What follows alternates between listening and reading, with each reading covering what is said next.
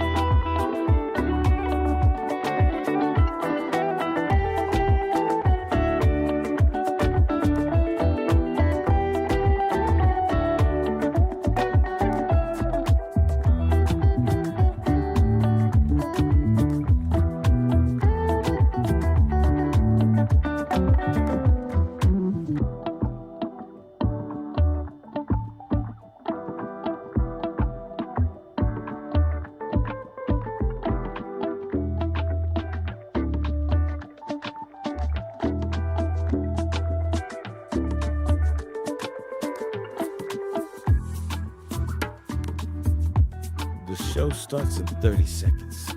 You ready? Take a deep breath in and breathe it out. Prepare for your shift.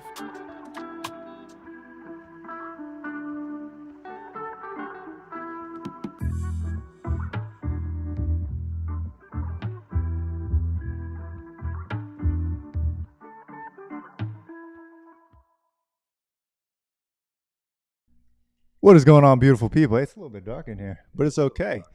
We are going to cover self-leadership and how to lead yourself before you go out there and lead other people and have them follow you. We have 5 very important principles that cover how to own your decisions, how to command your morning, how to honor your word to yourself, lead your emotions, and operate from identity over urgency. There you go. That's a little bit better. Self-leadership is one of the greatest skills that you'll ever learn for yourself. If you are building a business, if you are running a team, if you are leading a family, if you're leading a tribe, a community, it will serve you very, very well. So type in the chat, hello, if you're here. Don't. Exactly. Exactly. By the way, guys, we are shifting over to the Truca channel. So I know half of us are in the Andrew Schlag channel, half of us are on the Truca channel, and people are still getting accustomed to it. So that's why we'll see a split audience here. But I'm happy to see you guys. And I'm Good happy to that see you guys are wherever here. you are. We're glad you're here. Self-leadership is a powerful thing. And I think that the mistake many people make, including that I used to make, was when I couldn't lead myself. I didn't understand how to lead myself, my emotions, my life, or my business, and then trying to be a leader to others. And it doesn't work that way. You know, I have to gain our own respect before we gain others' respect. Yes. So hello to you guys. Hello, Les. Hello, hello. Hello, Teresa. Hello. Kay. Hello, Bella. Hello. What is going on? All right, guys. So these 5 principles, we're going to go through them pretty quickly. We're going to give our perspective on them and also an actionable that you can take today on them. And I just want you to choose one. By the end of this, we're going to have you choose what action you're going to take. And I think you're going to like the last one. It's going to be a good one. You ready? I am ready. Guys, type it in the chat, the 5 ones that we go over. Number 1 is command your morning. Command your morning. Start your day. Be proactive, not reactive. So there's a framework called Savers that I learned many years ago. And it is essentially this idea that when you wake up in the morning, you do these 5 to 6 things and you set your morning right every single day.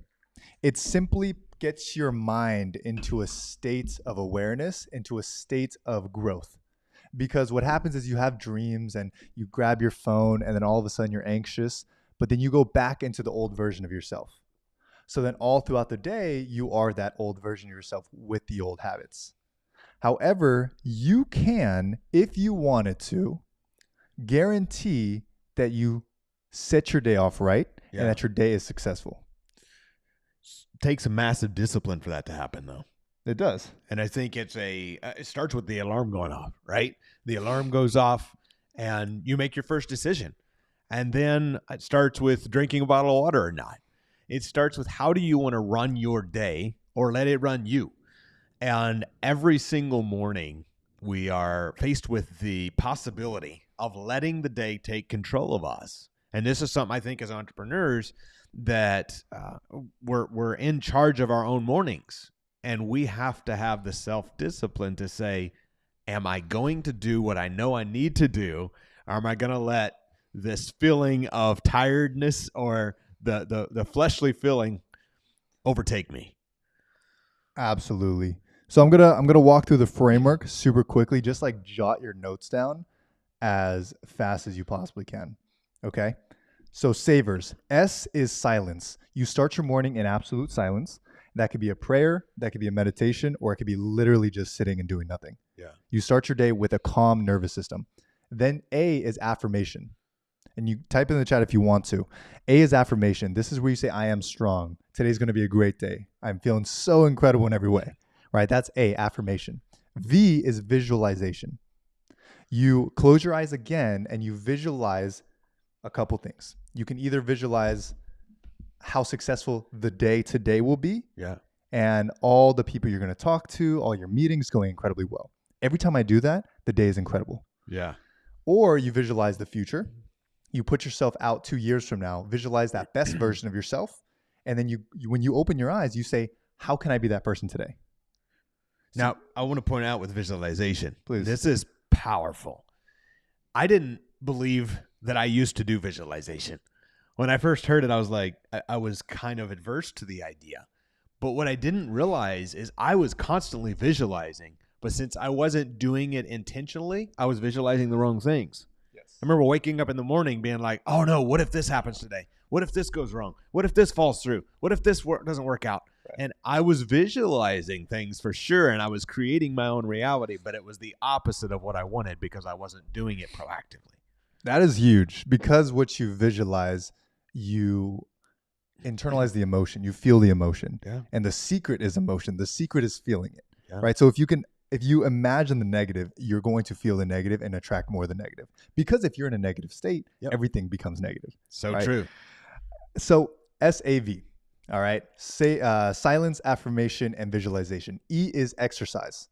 Super simple, but you get yourself into a state. It's less about the act of building your muscles or toning up. It's more of moving your body, right? It's emotion follows motion. When you get your physiology in a place where you're feeling so good, you're going for a run or you're hitting the weights or you're doing whatever your exercise routine is, it gets you right back into a primed state. So that is E.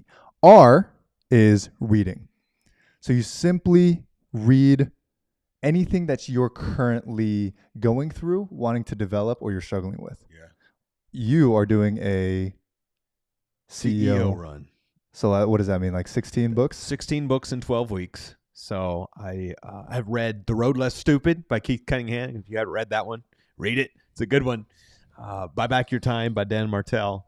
reading a lot of books right now, but I think it's such a powerful thing because one of the very big takeaways from The Road Less Stupid, many takeaways, is exactly that. Thinking time every single morning. Because when we are being reactive, we tend to do more stupid stuff. And so I think it's such a powerful thing when we can take what you're talking about, take charge of our day. And I say it often because I lived in that reactive mode for so long. And as a business owner, as a human, as a person in reactive mode, it is overwhelming, stressful, and it is a tough way to live. Absolutely. Hey, everyone's on the Truga channel now. We're good. That worked out. So R is reading. And for me, I read about 10 pages a day, which sometimes it was 6, sometimes it was 7, and sometimes it was 1. But at least I read every single day, and it created a really good habit. It's good. But then I created the habit of reading as much as I could and then implementing whatever I read. So reading as much to the point where I got an actionable and then implement it. That's more powerful than reading a bunch of books, by the way. 100%. Last, S, type in the chat, scribing, which is another word to say journaling. Right. So writing is also one. You take your notepad out and you simply write down, here's what I do, a minute of just brain dump. The dream you had last night, something you're thinking about, a new idea, you write it out. Now it doesn't belong in your head, it belongs on the paper. And then you do 10 things you're grateful for, and then your Midas. I know we're saying a lot of different things, but type in the chat, Midas. Hope you're writing fast. Is most important daily action steps. Most important daily action steps. Because you're taking notes on this, as you continue watching this show, a lot of it's going to make sense, but we kind of want to just dump all of our things that we have, so then it'll make more sense. This will be the show you'll go back and watch again and again. Midas is most important daily action steps, right? So when you do a brain dump, your mind is clear, right? Especially after you've done the first savor, right? All those things. And then you're in a state of gratitude. So now you're in an empowered state. Like, I got this. Whatever I want to do, I'm gonna crush it. So that is the time that you do your to-do list and your Midas. Same thing, right? Most important daily action steps. What are the 3 to 5 things that if I got done today, it would move the vision forward, it would move my life forward, and I would go to sleep feeling so successful? Because we often, in the beginning, I watched myself be around people who were in a lower stage of mind, I should say. People who might be negative. And I would constantly make excuses for myself. Well, gosh, I'm just stressed because I'm so busy. I've got so much going on. And it was almost like a badge of honor, like I'm stressed and busy. That's the stupidest thing and the most stressful way to live. And it wasn't until I got around high-level people who have way more stuff going on, an incredible amount of items, running multiple businesses, doing countless things. But instead of being stressed and busy, they are just getting stuff done because they're not making excuses or trying to make themselves feel good about being overwhelmed or stressed. They're just getting stuff done, and they're doing it to move the vision forward. And that was a major change for me years ago when I started. My badge of honor was getting stuff done and moving the vision forward. That actually cuts out the crap, which is 80% of the stuff we do that we shouldn't be doing, and gets to the minority of things that's actually moving the vision forward. And then having the peace at night that you got the things done. Yes. And you're proud of yourself. Absolutely. You sleep better. What a for sure way to improve your mental health every day, rather than hustle culture. With Truga, our whole point is that we reject hustle culture. Right. But we get just as much done. More. We just feel a little bit better. More done. We get a whole lot more done. So, savers, again, brain dump, 10 gratitudes, then Midas. Wow, that was just number 1. Like we're moving along. Moving along. Okay, guys, number 2 is own your decisions. OID. Own your decisions. So a lot of people, including myself, have always had a difficulty making decisions fast. So then we get this decision fatigue, which is what holds us back a lot. That is another word that I want you guys to have down, is decision fatigue. The moment that you start to remove decision fatigue, you start to go throughout life a lot faster. Yeah. The simple, what do I do today? What are the next steps? Should I call that person? Should I text that person? When you learn to make decisions fast, each of those, instead of taking an hour, take about 5 minutes, 2 minutes, 60 seconds. Yeah. And you start to think about, if a decision as small as should I text that person back takes an hour to 2 minutes, how much time will you save throughout the year? When you see this with people you're around, and in your thing we just talked about, your savers, you're going to start seeing it in yourself. You see that person, you see them in January. Hey, what are you working on? Oh, I'm going to do this thing. You see them in June. What are you working on? Same darn thing. You see them next January. And you see them putting a decision off for months. I used to be that person. Or I need to call that person back. Move it on my calendar. If I get busy one day and I move something on my calendar once, I'll give myself grace for that. Yes. But if I get busy 2 days, the third time I'm moving it on my calendar, I go, wait a second. Why am I avoiding this? There's something going on here deeper than just being busy. Why is that the thing I've choose to move twice now? And so if we can make decisions quickly and act on those proper decisions, our whole world begins to change. We get our time back. So what can we do for number 2 of own your decisions? An actionable that you can take. And again, we're going over a lot of things. Just take note of it and decide to use it throughout the week. When you're making a hard decision or a decision that you think is hard, give yourself a 2-minute timer to make that decision. Get you a sand timer. And make sure that that decision is made and you go and do the thing right after that and you test it out. Another one is what should we call it? The menu test. Type in the chat, the menu test. This is good. Turn it into a little game. When you go to a restaurant, that is every time you make a decision, right? You have to decide what to eat. Yeah. Something that I used to do was I would give myself, the moment I sat down, I would give myself 60 seconds. You've seen me do it. 60 seconds to make a decision on what to eat. I get to look at what I have. It only takes me 30 seconds to take a quick grasp look. Unless it's Cheesecake Factory. But you just choose it and you put the menu aside. Yeah. And you've made the decision. What happens is the waiter, waitress doesn't take your order right then and there. So you have to sit with your decision for a longer period of time. So you have the ability to change it, but you don't change it. You sit with the decision, and 10 minutes later, when the waiter comes to take your order, you tell them the decision. But you can have a 10-minute great conversation with the person you're with without looking at the menu the whole time. When you start implementing that habit, the menu test, it's not that your life is going to change drastically if you get chicken rather than salmon, right? But it's such a powerful thing because you're building that muscle of making a decision and not living in indecision. Because some people who struggle with indecision, they go, I'm going to make a decision, and then they start consistently changing that decision. Right. And every time it changes, you lose time, you lose focus. Maybe you started working on a project, and now you got to change that project. When you can make decisions quickly, own those decisions, and make sure they're taking you, and this comes back to clarity of vision. If you're clear on your vision, it's a whole lot easier to make the decision quickly because you're lining it up always against your future purpose. Wow. That's number 2, own your decisions. Number 3, type it in the chat, honor your word. Honor your word. And I'm going to jump around just a little bit so I don't create any open loops as I'm creating open loops. The first book for Command Your Morning is The Miracle Morning by Hal Elrod, by the way. That book goes over savers. Okay?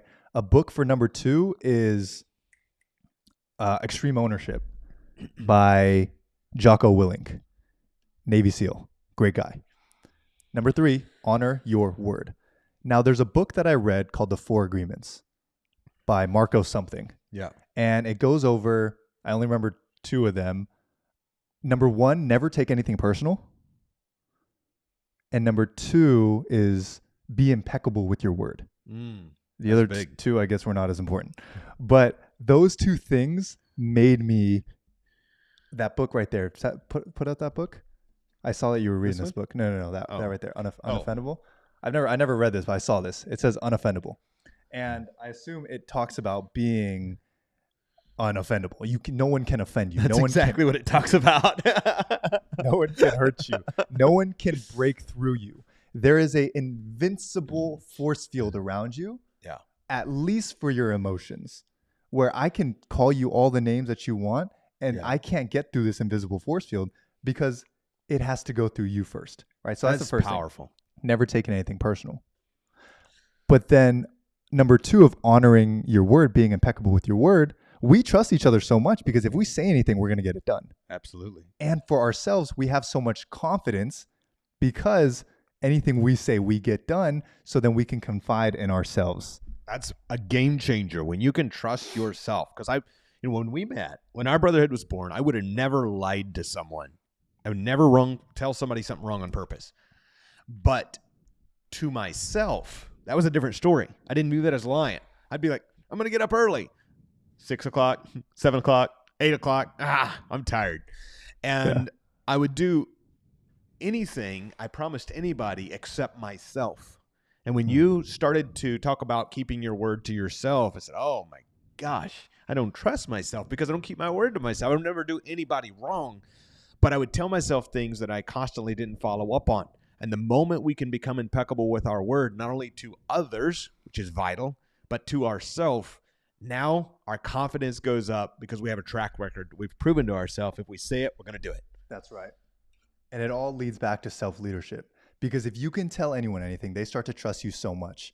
But you want to be able to get to a point where anything you say, you're like, you take, I don't want to say pride, but I guess it's just confidence. You have the confidence in whatever you say, so you do it boldly. Yeah.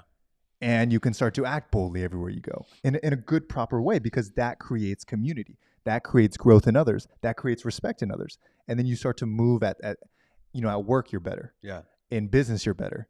In relationships, you're better because you have confidence in yourself. More fun to be around. And that's why I believe, in relationships, I can say for men, right, women, they are so attracted to confidence. Yeah. I think women typically I think they keep their word from the women in my life. But The right ones. I think a lot of men have created a standard for themselves not to keep their word. Yeah. And they lie to themselves so much. So then they become very insecure.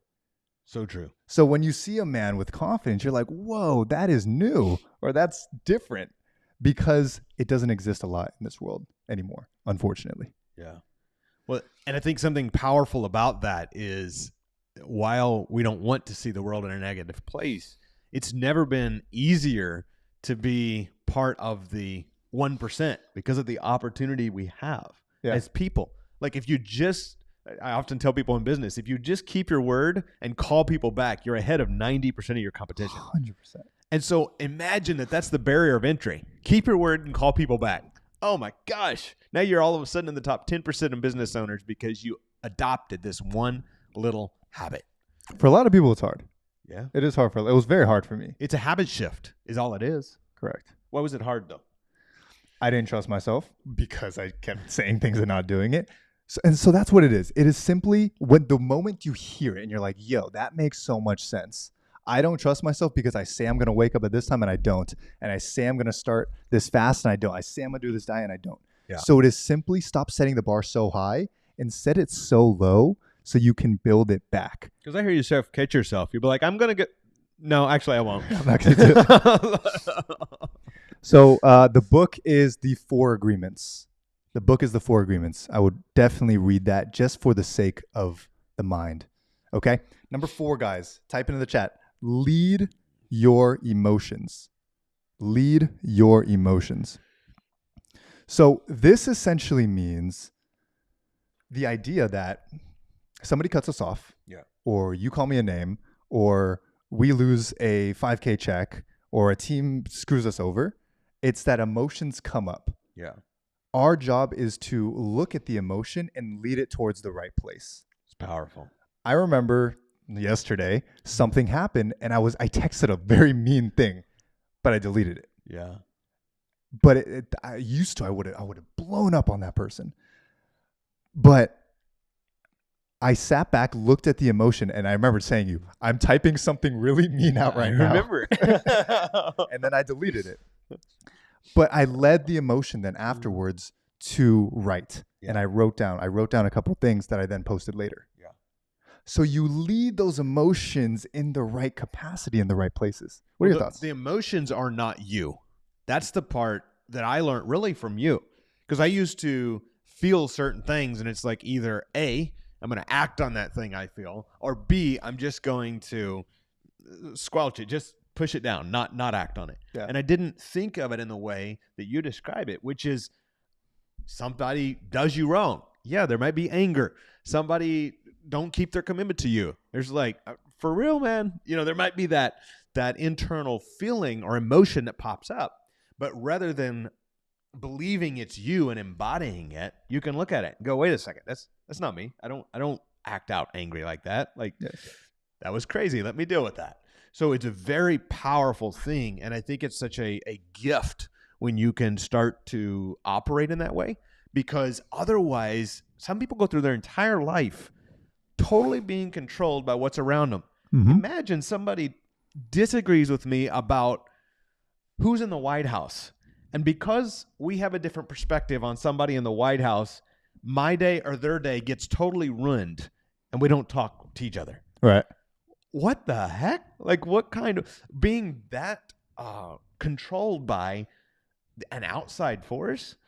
And so when you can just push that away and say, I wonder why they think that. Now it becomes inquisitive rather than angry. And what I realize is, as humans, most people want the same thing, but have a different belief or perspective around something. Correct. You may see a computer and think, that's $1 million a month. I can make opportunities. And somebody else may see a computer and think, stress. Oh my gosh, people's emailing me all the time, right? The same device, but you have a totally different perspective. And when you start to look at things in that way and have open discussion, and one thing I love about Truka is we are a place where it's safe to always have open and honest discussion. Such a powerful thing. It's not the unhealthy conflict is me versus you. Yeah. The healthy conflict is you and me versus the conflict. Yes. Every single time. But then if the person internalizes the conflict or Some the good emotion, relationship advice. then you Brotherhood, romantic relationships, any relationships. absolutely. Did you say brotherly romantic? No, I said brotherhood or romantic I was gonna- relationships or any. Say it right on. All right. Number That's 5. funny. Number 5 is operate from identity, not urgency. Operate from identity, not urgency.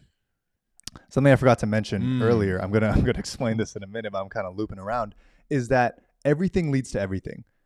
Commanding your morning allows you to better own your decisions, honor your word, and lead your emotions because silence. When you sit down in silence every single morning, you look at your emotions. I used to wake up and whatever I dreamed about, that was my emotion. If I dreamed about something I was angry about, I was angry. But now when you sit down in silence first, you think about the emotion and say, I don't accept that. I'm not going to take that on. So anyways, number 5, operate from identity, not urgency. So we are habitual beings. Yes. We know that. We are habitual beings. And the way that we operate, the way that we are is because of a series of habits. Just like you brush your teeth, it's a habit. The volume of what I speak, if I speak loud or if I speak low, it's a habit. Somebody told you one time, hey, you're too loud. And then you believed it. So then you start talking like this. And that's why sometimes people talk like so quiet. And they're stuck here, but it's a habit. And that's why we've met some people like videographers or other team members where they're so quiet. And I just say, speak up. Yeah. Like speak 200 times louder. And they go, is this better? And I say, no, like yell. I tell them to yell and they'll start speaking like this. And I'm like, stay there. Yeah. And that's how you break them out of that habit, right? But they had this identity that they were a quiet person for so long. Who told you that, Yeah. right? Who put you in a box one day to tell you to be quiet or to not be enough or that you're never going to be a business owner or you're never going to be rich. So you let someone else take what God gave you and said, hey, no, God didn't give you the ability to be rich. Yeah. I'm telling you not to be rich. How absolutely absurd is that idea that someone can define you? Sad. And I think it's such a gift that you have to give to the world. And it is a disservice to yourself, to your friends, to your family, to your relationships in your life, to everyone around you to not live in your superpower. Something I say, because I used to manage a lot of property, self-manage. Yeah. And that stressed me out nonstop because a lot of my beautiful tenants in the mobile home community that I owned had emergencies the first of every single month consistently. Over the 36 months or so I owned the community, I think one of them had 36 grandmas that passed away. It was crazy. And there's a joke. Grandma died every month. So emergency happens so often.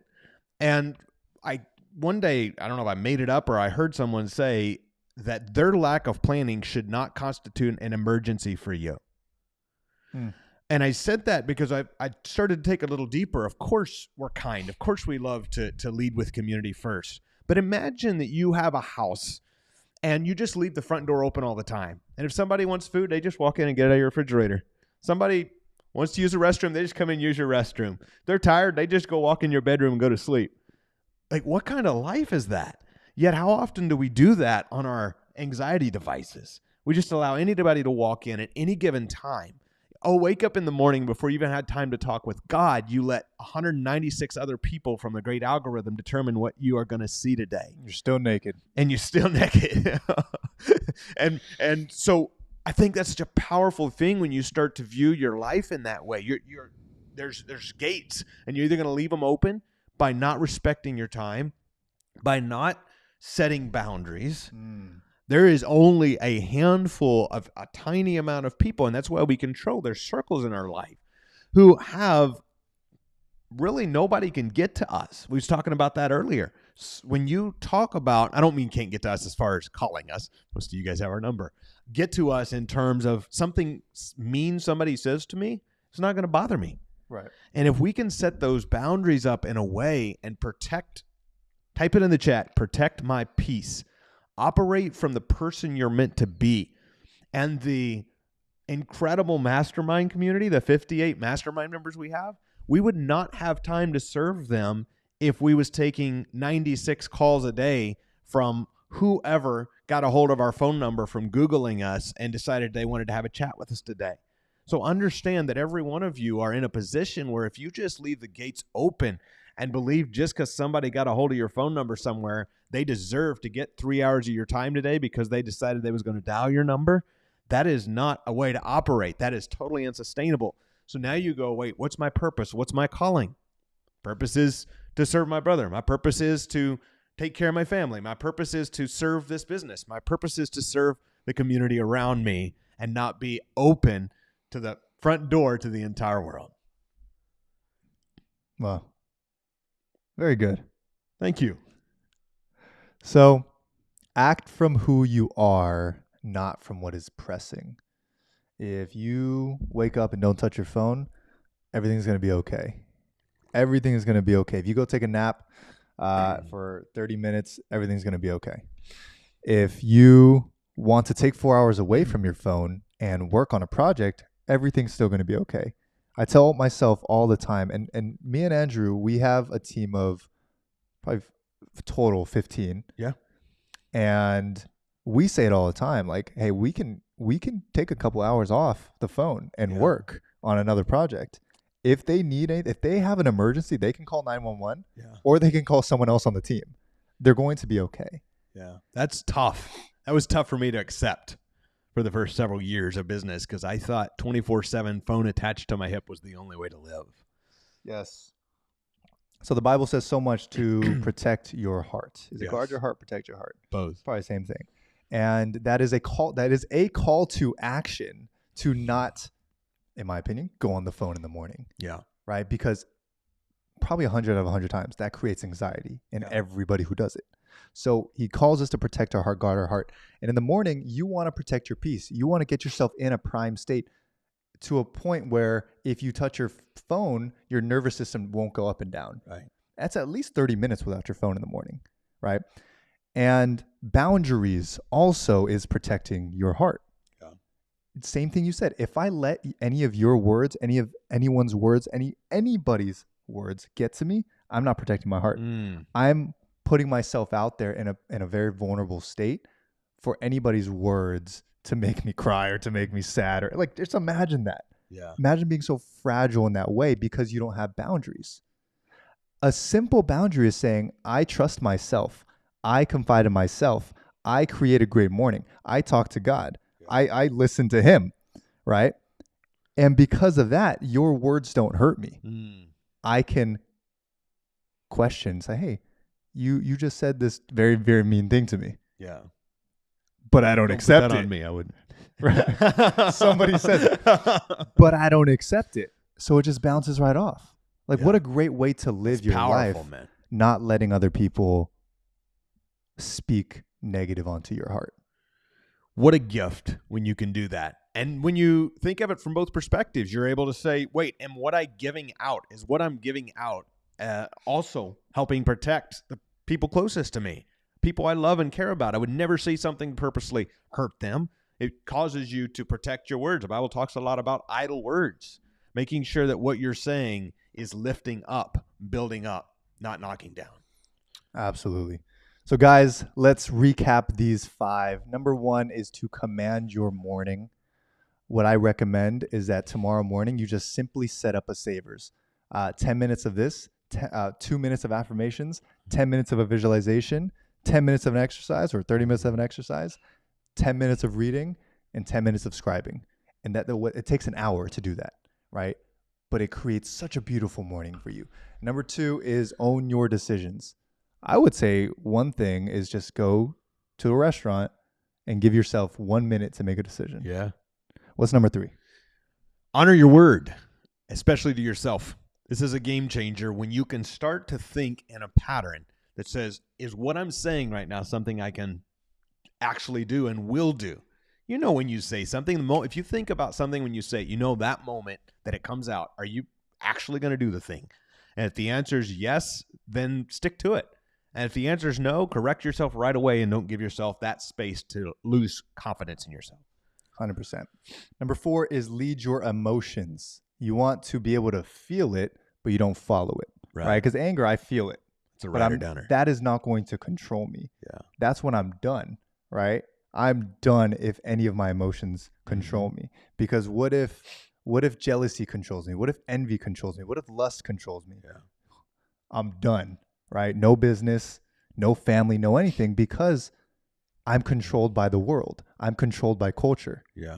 But when you really read the Bible, for me, it's when I really read the Bible and understand the instructions that he gives us, it is so we are not controlled by the world. Such a beautiful guidebook. Number 5, operate from identity, not urgency.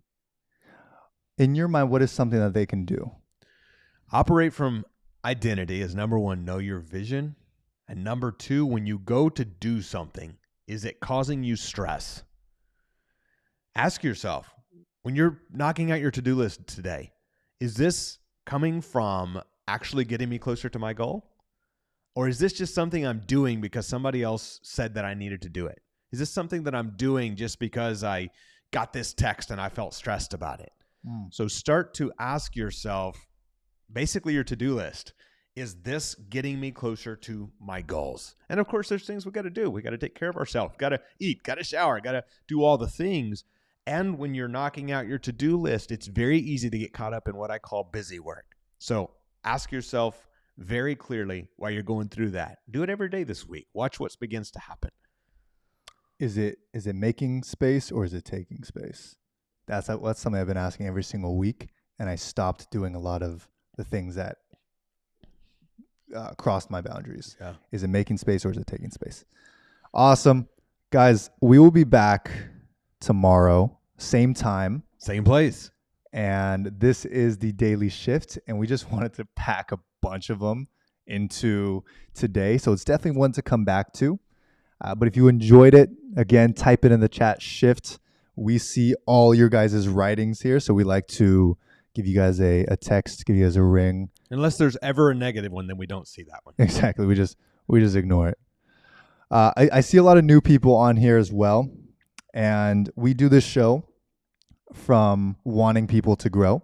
Yeah. And the one thing we ask of you, if you have somebody in your life that is a little bit growth oriented or a lot growth oriented, and they could use a bit of a mindset shift, a little bit of growth in their mind, a little bit of growth in relationships, or maybe they want to learn how to be entrepreneurs, or they're already an entrepreneur, want to grow more, send this over to them.